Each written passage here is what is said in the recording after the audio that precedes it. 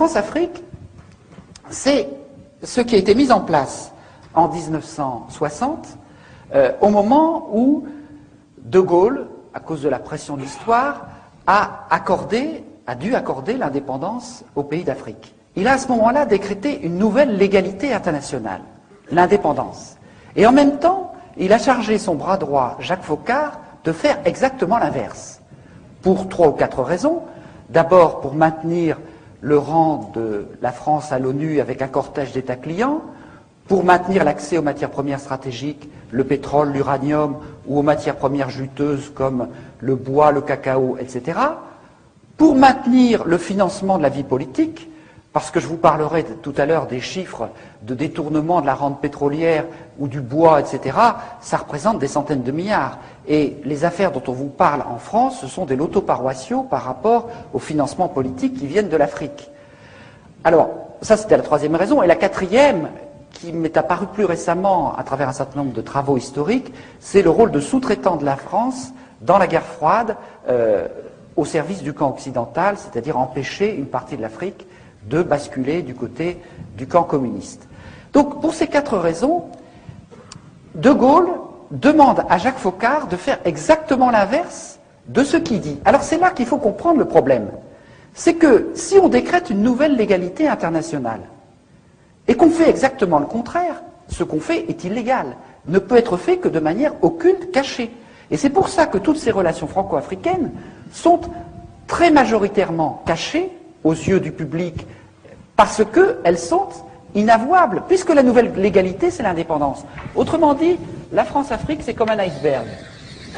Vous avez 10% d'émergés, la France, patrie des droits de l'homme, meilleure amie de l'Afrique, généreuse, etc., toute une face immaculée dans la relation franco-africaine, et vous avez 90% d'immergés, qui est la réalité profonde de la réalité franco-africaine, qui est le système mis en place par Jacques Foccart et qui visait à maintenir la dépendance.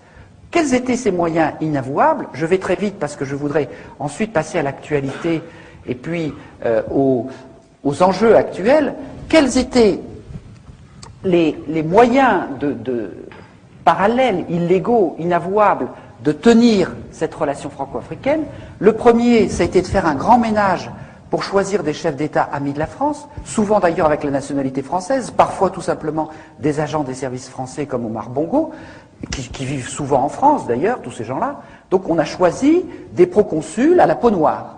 On les a choisis comment? D'abord par une guerre civile épouvantable au Cameroun, qui a fait entre 100 000 et 400 000 morts, une guerre digne du Vietnam qui ne figure dans aucun manuel d'histoire. Ensuite, en assassinant les chefs d'État légitimes élus par la population, comme Sylvanus Olympio au Togo, qui a été assassiné par 4 sergents-chefs revenant de la guerre d'Algérie, dont l'un d'entre eux est toujours au pouvoir, Eyadema, tout cela sous la supervision de l'officier français qui était chargé d'assurer sa sécurité. Barthélemy Boganda, par exemple, le centrafricain, est mort dans un accident d'avion suspect, donc on a fait un grand ménage. Ensuite, les autres, on les a promus par la fraude électorale ou par la corruption, les moyens classiques. Il n'y en a qu'un seul qui a résisté, qui est Sékou Touré, mais qui a connu tellement de vrais complots en l'espace de 2 ans qu'il a fini par en voir défaut et par devenir paranoïaque, donc par être écarté quelque part du jeu. Donc on a mis en place un certain nombre de chefs d'État amis et on a pu tenir ce système par un ensemble de mécanismes parallèles que je n'ai pas beaucoup le temps de décrire, mais sur lesquels on reviendra si vous voulez. C'est une présence mercenaire, mais ces mercenaires comme Bob Denard, c'était déjà des vrais faux mercenaires, puisque chaque fois qu'il avait un procès, l'ensemble des services secrets venait dire « Mais monsieur Denard travaille pour nous, ce n'est pas un mercenaire, c'est un corsaire de la République ». Donc on voit bien que c'était des moyens occultes qui en fait ne trompaient pas grand monde. Mais il y a d'autres moyens beaucoup plus subtils, beaucoup plus forts, c'est les entreprises faunées des services secrets français, notamment Elf, dont le Floch Prigent, l'ancien PDG, nous explique simplement que Elf, c'était le faux-nez des services secrets français, c'est-à-dire que les dizaines, les centaines de milliards prélevés sur le pétrole, entre le prix d'achat très, très faible et le prix de vente, et aussi avec les quantités de cargaisons non déclarées, une cargaison non déclarée, ça fait chaque fois 150 millions de francs. Bon, eh bien, tout cet argent a permis de mener un certain nombre d'actions secrètes, par exemple la guerre de la France contre le Nigeria, cette fameuse guerre du Biafra, pour conquérir la partie pétrolière du Nigeria, mais aussi tout un tas de coups d'État, de guerres civiles, de trafic d'armes, dont je vais vous parler tout à l'heure. Et tout cela a été alimenté par un certain nombre de circuits financiers parallèles, par les surfacturations des gros chantiers, par un certain nombre de petites entreprises de sécurité dans l'environnement pétrolier qui faisaient payer 3 fois leurs prestations et qui étaient dirigées par des gens comme Denard. Donc la différence servait à leurs bonnes œuvres. Ou bien les missions de coopération, nous en avons eu la preuve, avaient des petites sociétés barbouzardes qui leur facturaient 3 fois le prix pour se mettre de côté la différence et puis pouvoir mener leurs actions parallèles. Donc on a mis tout un tas de mécanismes qui permettaient de pomper le fric, si vous voulez, des pompes à fric, qui permettaient de tirer une bonne partie de la substance de la rente des ressources africaines et de l'extraire, notamment, grâce au franc CFA. On vous dit toujours le franc CFA, c'est un cadeau fait à l'Afrique. Le franc CFA, ça veut dire colonie française d'Afrique, je vous rappelle. Bon. Le franc CFA, étant donné que c'est un franc convertible, ça permettait de manière très simple que quand on faisait un don ou un prêt à l'Afrique, eh bien l'avion repartait aussi vite de Yaoundé ou de Lomé pour aller en Suisse, et là les billets neufs, grâce à la convertibilité du franc CFA, étaient transformés en devises et partagés entre le décideur français et le responsable africain. Une partie de la dette de l'Afrique qui s'explique comme ça. Bon, mais c'est vrai, ça c'est le mécanisme le plus simple, il y en a d'un peu plus compliqué, c'est toujours le même principe. La convertibilité du franc CFA a été l'instrument le plus sûr d'extraire une grande partie des ressources de l'Afrique, et quand je parle de la rente des matières premières, il faudrait rajouter la rente de l'aide publique au développement, parce que si nous en sommes arrivés là, c'est que pendant 10 ans on s'est battu pour faire en sorte que les 40 milliards d'aide publique au développement de nos impôts, que nous croyons servir pour l'aide publique au développement, aillent au moins en partie à destination.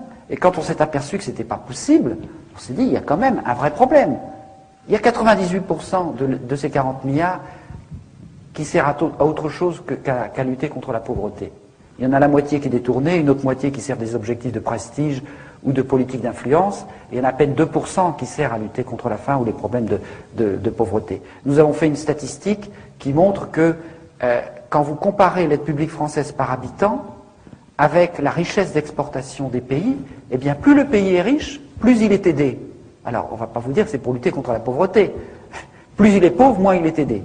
On voit bien à quoi ça sert et où va l'argent. Je n'ai pas le temps de développer ça, mais il faut bien voir que toute cette politique qui a été mise en place, donc à la fois de pillage par des moyens occultes, de présence barbouzarde. Alors, chaque chef d'État avait à côté de lui un officier de la DGSE qui était chargé de veiller à la sécurité de ce chef d'État ou le débarquer du jour au lendemain quand il avait cessé de plaire. À Namani Diori au Niger, par exemple, le jour où il est venu l'idée de vendre de l'uranium à autre chose que la France, il a été débarqué immédiatement. Quand Denard a débarqué aux Comores en 1995, il y avait des officiers de la DGSE qui étaient chargés de la protection du président en place. Eh bien, ils se sont retirés pour laisser partir le président, parce que ce président-là, Johar, avait cessé de plaire. Donc on voit bien qu'on est dans un mécanisme du degré zéro de l'indépendance, que ce soit au niveau politique, au niveau monétaire, au niveau économique, au niveau militaire. Là non plus, je n'ai pas le temps de développer, mais tous les généraux, les officiers sont formés en France, recrutés, n'ont une carrière rapide que ceux qui entrent dans les cercles d'initiés, et ces généraux deviennent assez souvent d'ailleurs chefs d'État et sont dans un copinage permanent avec les réseaux militaires de la France-Afrique. Donc on est dans un mécanisme de captation de la dépendance totale. Pour vous donner un dernier exemple, qui est le plus caricatural, enfin peut-être pas, mais le plus actuel, c'est ce qui se passe au niveau des élections depuis 1990. Parce que, vous comprenez, dans la mesure où on met ici en place des chefs d'État amis, et on leur dit, enrichissez-vous, confondez l'argent public et l'argent privé, donnez l'exemple de la corruption. Dans la mesure où on dit ça à ces gens-là, on comprend bien que le développement, il n'a pas été très loin. Si vous passez du service public qui restait un tout petit peu au moment des indépendances au self-service public généralisé, si vous avez cette corruption qui monte, en plus la baisse du cours des matières premières, et puis ensuite, je vous expliquerai le scandale de la dette, vous voyez bien que ces dirigeants, quand est arrivé en 1990 une incroyable poussée démocratique en Afrique, ils ne pouvaient pas dire au peuple « élisez-moi parce que je vais faire le bien et le développement du peuple ». Et à ce moment-là, ils se sont mis, et j'en dirai quelques mots, à utiliser l'arme ultime du politique, qui est l'arme du bouc émissaire, l'arme de la manipulation de l'ethnisme, en disant « si vous ne votez pas pour moi, ce sera l'ethnie détestée qui va venir prendre la place à ma place ». Et c'est ce qui s'est passé exactement au Rwanda, ce qui a failli se passer en Côte d'Ivoire, et qui menace un certain nombre de pays d'Afrique. Mais pour assurer en même temps la continuation de ces régimes usés, mis en place par la France-Afrique, on a trouvé une formule extraordinaire de coopération en iceberg. Mitterrand a déclaré en 1990 « Vive la démocratie en Afrique », je résume, on va vous aider, on va vous fournir des urnes transparentes, des bulletins, pour que le peuple puisse élire ses dirigeants. Alors les gens se sont mobilisés de manière incroyable autour des urnes pour empêcher qu'on les bourre jour et nuit. Ils ont voté à 70-80% pour chasser le dictateur. Et puis, en même temps qu'on faisait cette coopération à ce niveau-là, on envoyait dans la capitale, auprès des ordinateurs chargés de centraliser les résultats, des coopérants très spéciaux issus des réseaux Pasqua ou de la mairie de Paris, où en fraude électorale on est relativement adroit, et avec des logiciels un peu spéciaux, on faisait en sorte que les 80% de votes contre le tyran se transforment en 80% de votes pour le tyran, ou en 52% s'il était modeste. Donc, et cela, ça s'est passé dans 50 élections majeures en Afrique, au sud du Sahara. Il n'y a eu que 2 ou 3 exceptions au début, quand la France-Afrique a été prise par surprise au Bénin, au Congo-Brazzaville, etc. Et puis, 2 ou 3 à la fin, quand des peuples ont trouvé la parade. Au Niger, par exemple, il y avait un dictateur installé par Focard, il a été renversé, la France a hurlé à l'interruption du processus démocratique, n'est-ce pas, puisque le dictateur a été renversé. Et donc, les officiers qui avaient renversé le dictateur ont organisé des élections tout seuls, et ça a été les élections les plus incontestées d'Afrique depuis 40 ans. Bon, au Sénégal, où il y avait un régime ultra corrompu, ils ont trouvé la parade en jumelant les téléphones portables et les radios locales, ce qui fait qu'ils ont annoncé en direct les résultats, court-circuitant les manœuvres qui se passaient à ce niveau-là avec les réseaux france-africains. C'est pour ça qu'on a retardé l'apparition des portables au Tchad. Bon.